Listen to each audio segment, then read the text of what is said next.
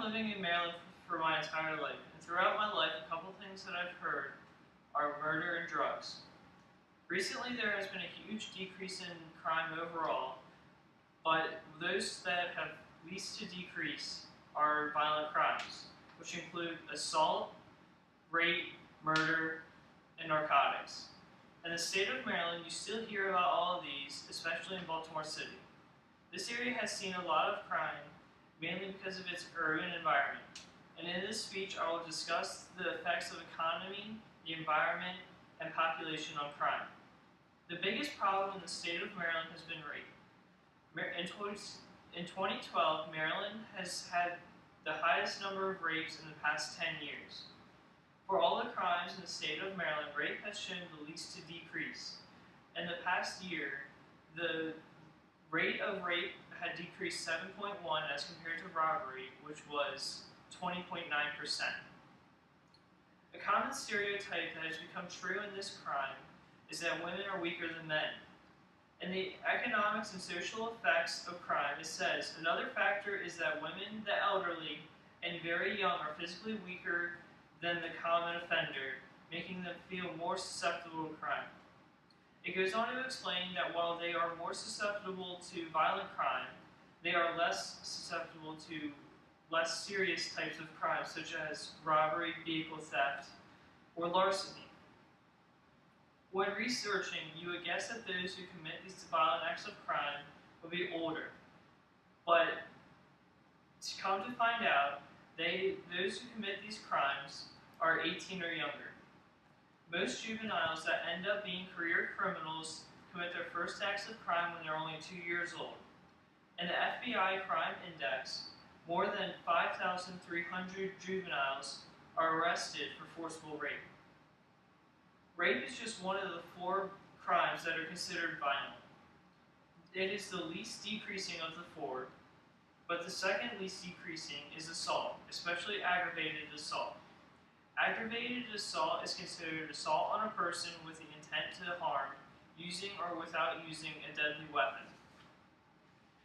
Juvenile crime has been one of the biggest problems that many states face, including Maryland. The FBI has done many polls to get the statistics of those ages of the juveniles. According to one of the polls taken by the FBI, it is most likely that a juvenile would commit assault. 22% of those juveniles asked admitted committing assault, and all of them were between the ages 15 and 18. The same poll shows that 83% were male and 45% of those male were white. In urban areas, it is 4 times more likely to have crimes such as assault than it is in rural areas. In urban crime, it is stated that larger and denser areas are more likely to have violent acts of crime compared to those in rural areas.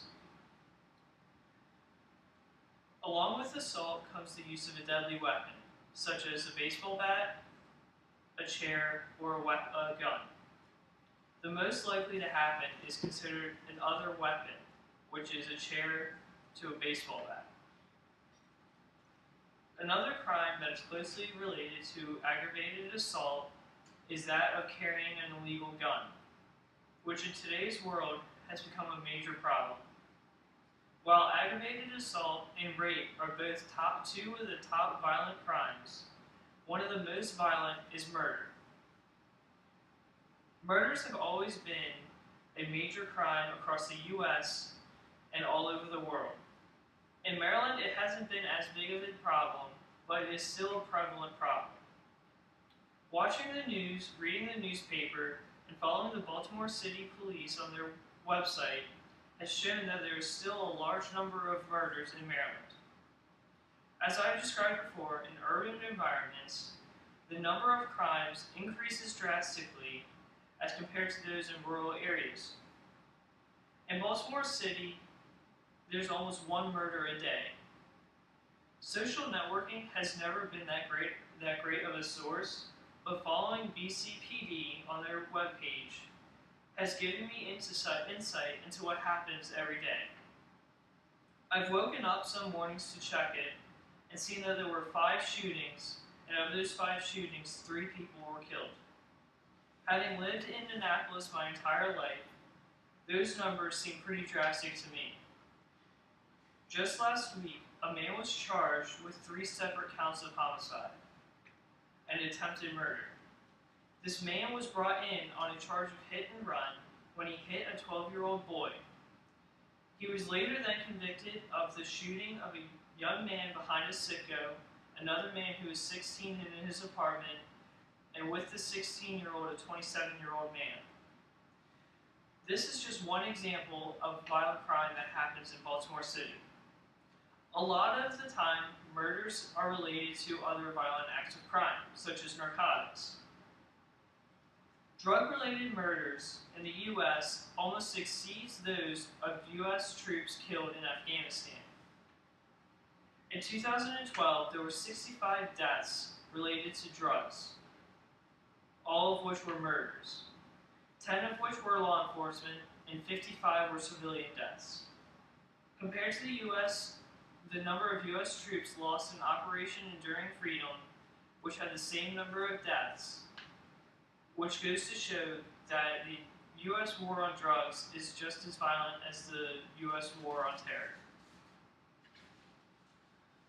Of those arrested of murder charges in 2011, 48% of which tested positive for the use of alcohol, marijuana, or cocaine, showing that half of the convicted murder felons were under the influence of a mind-altering drug. Those were the top 3 most violent crime categories, which are also the 3 least decreasing crimes. Murder, aggravated assault, and rape, being the 3 most violent crimes, are likely committed by someone who is under the influence of drugs, a juvenile, and/or in an urban environment. Even the state of Maryland has these 3 crimes, and they're very real and happen every day, especially in the urban area of Baltimore City.